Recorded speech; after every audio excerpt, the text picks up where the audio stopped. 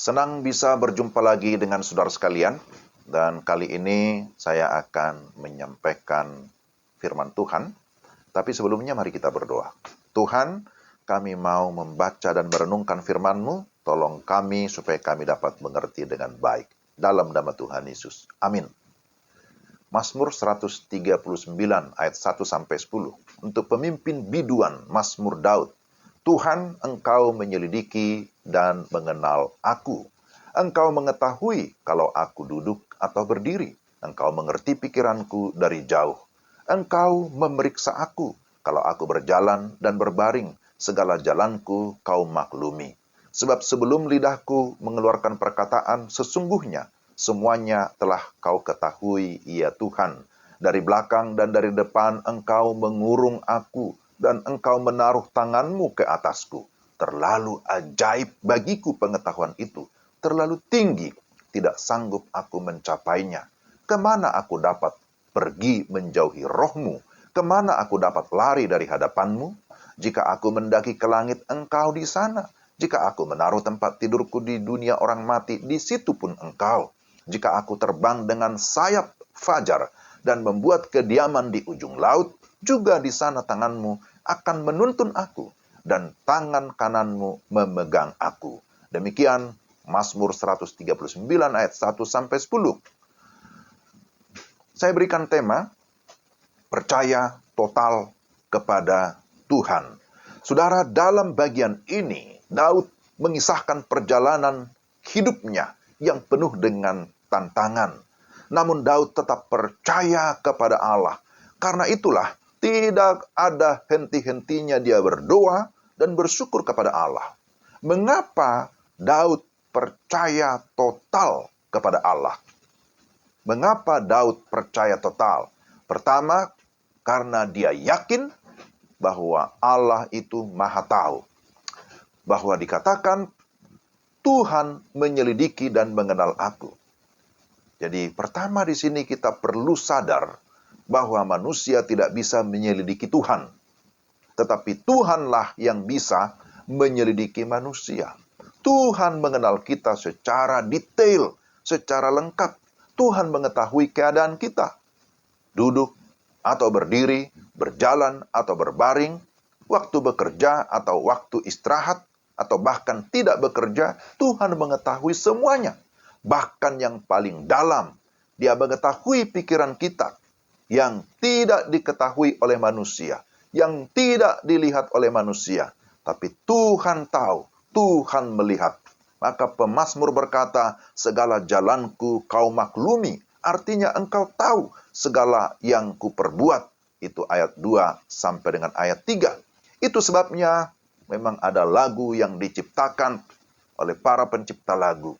Di hadapan manusia boleh kau bersandiwara, tapi jangan kepada Tuhan. Itu adalah kutipan sebuah lagu. Kenapa? Karena Tuhan sudah tahu siapa saudara dan saya.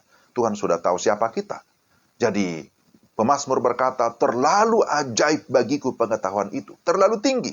Aku tidak sanggup mencapainya. Ayat yang ke-6. Raja Daud bukan seorang yang bodoh. Tentu bukan. Dia adalah seorang yang pintar.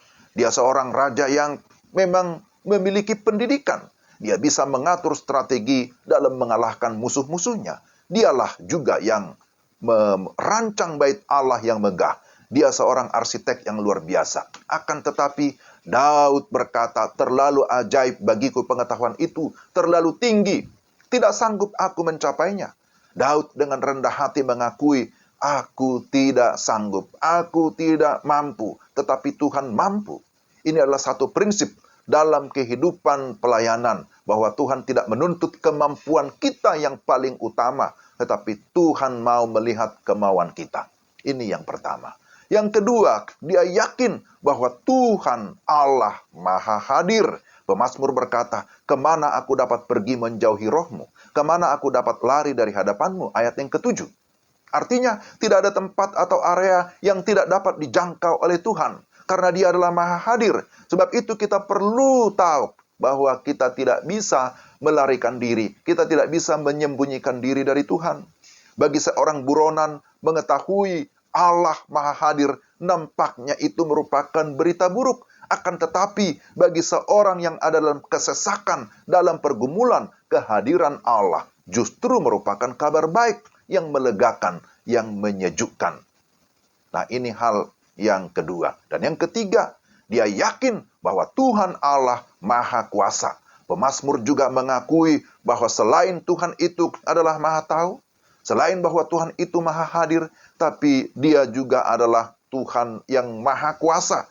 Bahwa Tuhanlah pencipta seluruh alam semesta. Dia juga yang menciptakan manusia. Dia yang menciptakan saudara dan saya. Amin. Maka ayat 13 berkata, sebab engkaulah yang membentuk buah pinggangku, menenun aku dalam kandungan ibuku. Sebuah pengakuan akan keajaiban Tuhan dan penerimaan diri sebagai ciptaan yang ajaib. Di dalamnya ada pengucapan syukur, serta ada penyerahan diri. Karena pengakuan iman bahwa Tuhanlah yang berotoritas di dalam seluruh kehidupannya. Jadi pengakuan iman bahwa Tuhan yang berkuasa membuat dia mampu untuk bersyukur dan kemudian menyerahkan dirinya kepada Tuhan. Saudara yang terkasih dalam Tuhan, kita sudah melihat 3 poin ini. Bahwa dia adalah Tuhan yang Maha Tahu. Yang kedua bahwa Tuhan Maha Hadir. Ketiga, Tuhan Maha Kuasa. Dan apa yang merupakan kesimpulan bagi kita setelah memahami akan kebenaran firman Tuhan ini, kita harus selalu datang kepada Tuhan. Kalau hari-hari Minggu, hari-hari ibadah, kita selalu mengucapkan pengakuan iman rasuli. Apakah saudara-saudara sungguh-sungguh mengakui bahwa dia adalah Tuhan yang Maha Tahu, yang Maha Hadir dan Maha Kuasa? Jika sudah, maka hendaklah kita masing-masing semakin rendah hati. Semakin kita mendekatkan diri kepada Tuhan, semakin banyak bersyukur, semakin banyak berserah kepada Tuhan. Memberi diri untuk diperlengkapi, memberi diri untuk dipakai oleh Tuhan bagi kemuliaannya. Amin. Amin.